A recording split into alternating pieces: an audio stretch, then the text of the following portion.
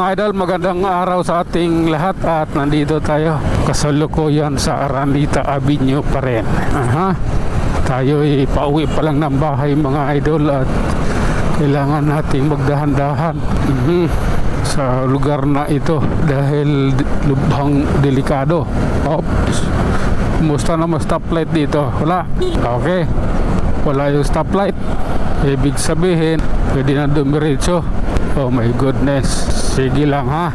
Ayan tayo. Napakaluwag dito. Maaga pa kasi. Oops. Kailangan ko mamrino.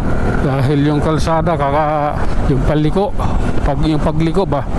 Kakaiba eh. Sige lang. Oops.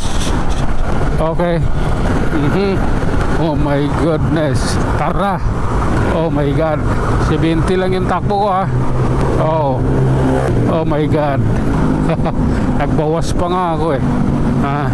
Ninanamnam ko lang yung lagay ng yung luwag ng kalsada. Dahil napakaganda magpatakbo tapos yung kalsada dinadaanan mo ay napakaluwag. Okay lang. Tara. Diretso na. Hindi na ganong nagtagal. Oops. Sige lang po. Grabe na yan. Wag na masyadong mabilis. 60 na nga oh. Minor tayo. Masyadong mabilis na yung 60. Oh. Sige lang. Ayan. Pwede na to. Oops. Oh my God. Relax lang po. Stoplight dito. Grabe na yan. Yung tricycle wala talaga. Hindi nagpapigil. Tumawid talaga kahit nakaano yung stoplight. Naka-red. Okay. Let's go. Sige lang. Habulan yan. Oh. Mag-relax ka lang, kaibigan. Oh my God. Alaray lang po. Hindi tayo ganong nagmamadali. Bagkus, nag-iingat tayo. Oh my goodness. Ayan. Sige lang, kaibigan. Iba yung takbo ng gulong yan eh. Lalo sa likod. Okay lang yung unahan eh.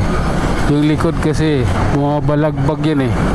Pag nasa gitna ka na banda lumagpas ka sa gitna, di ka nakita ng side mirror niya.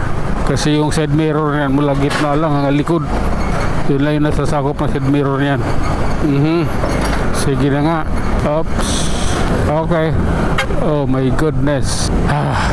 Sige lang. Oops. Pagtawid natin dyan, kaluka na. Sa may Bonifacio na tayo. Okay. Tara na po. Oops. My God. Oh lala. Ang pangit nyo ha. Ang pangit nyo yung Kalab team. Kalab team bago. Kalab team ba yun? Okay. Pasensya na. Oops. Okay lang.